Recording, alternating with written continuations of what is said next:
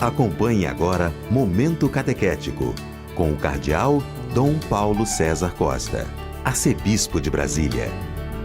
Amados e amadas de Deus, estamos celebrando este 10º domingo do tempo comum. Temos diante de nós um texto tirado do Evangelho de São Mateus, capítulo 9, dos versículos de 9 a 13.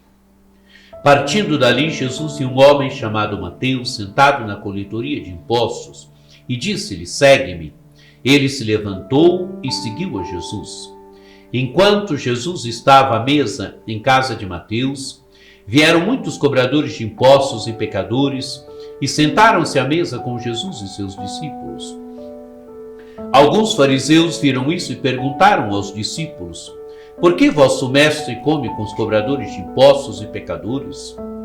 Jesus ouviu a pergunta e respondeu: aqueles que têm saúde não precisam de médico, mas sim os doentes.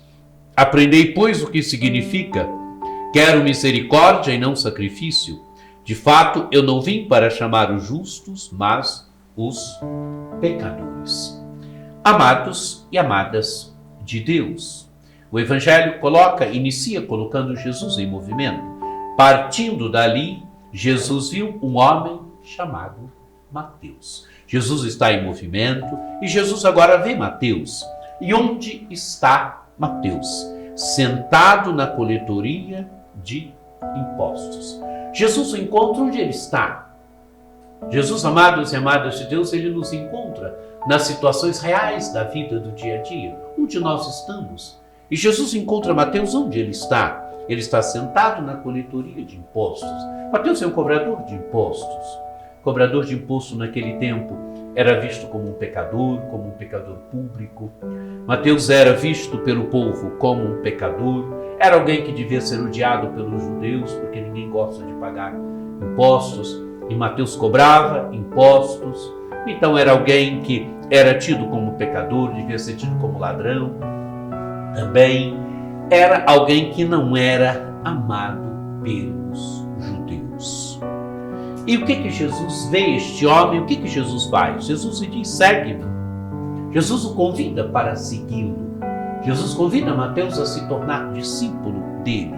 Segue-me. E diz o texto do Evangelho: ele se levantou e seguiu a Jesus. Mateus se levanta e segue Jesus. Quero dizer, Mateus se coloca atrás de Jesus. Mateus se torna discípulo de Jesus. É um homem generoso. É um homem, amados e amadas de Deus, que a misericórdia de Deus o encontrou. A misericórdia de Deus o encontrou onde ele estava, sentado na coletoria de impostos. A misericórdia de Deus em Jesus, através de Jesus, encontra este homem. Jesus o chama, ele vai atrás de Jesus, ele levanta e segue Jesus. E onde vamos encontrar Jesus agora? Jesus estava sentado à mesa em casa de Mateus. E quando Jesus está à mesa em casa de Mateus, vieram muitos cobradores de impostos e pecadores e sentaram-se à mesa com Jesus e seus discípulos. Amados e amadas de Deus, a imagem da mesa é muito forte para a cultura judaica, talvez mais do que para nós, ainda que também para a nossa cultura. A imagem do estar sentado à mesa é sempre uma imagem que indica intimidade, que indica fraternidade. Né? Por isso, a importância do comer juntos. Na minha casa mesmo, eu me lembro, os domingos, nos sentávamos sempre à mesa, o comer junto, o estar juntos. É a fraternidade da família, um elemento que às vezes nós estamos perdendo, que é preciso ser de novo recuperado. A imagem da família que se senta ao redor da mesa, a imagem da família que ele partilha a vida, que ele partilha a existência. Aqui estar sentado à mesa. Estar sentado à mesa para a cultura de Jesus indica o compartilhar a vida, o compartilhar a existência. E quem é que está sentado à mesa também com Jesus e seus discípulos? Muitos cobradores de impostos e pecadores. Compartilhar a mesa implica comunhão. E qual é a atitude, então, agora dos fariseus? Perguntam para os discípulos de Jesus: por que vosso mestre come com os cobradores de impostos e pecadores? Qual é o problema? Por que Jesus come com os cobradores de impostos e com os pecadores? E é interessante a resposta de Jesus. Jesus ouviu a pergunta e respondeu: aqueles que têm saúde não precisam de médico, mas sim os doentes. Amados e amadas, Deus é para isso que ele veio. Jesus veio exatamente para curar os doentes. Jesus veio para chamar os doentes, os pecadores. Doente aqui significa os pecadores, aqueles que estavam longe de Deus para perto de Deus. É interessante olharmos aqui um texto paralelo que pode nos ajudar a entendermos o que Jesus está dizendo aqui. Pegarmos o capítulo 15 do Evangelho de São Lucas, o capítulo 15 do Evangelho de São Lucas, onde Jesus conta as parábolas da misericórdia. E Jesus conta as parábolas da misericórdia por quê? Porque ele é criticado pela sua atitude com relação aos pecadores, às pessoas, aquelas pessoas que na sociedade daquele tempo eram tidas como pecadores. Jesus é criticado por causa da sua proximidade. Mas, amados e amadas de Deus, é exatamente para isso que ele veio. Ele veio para chamar os pecadores. Ele veio para oferecer-lhes a comunhão com Deus. Ele veio para oferecer-lhes o perdão, para oferecer-lhes a comunhão com Deus. Porque assim é Jesus. O coração de Jesus é só misericórdia.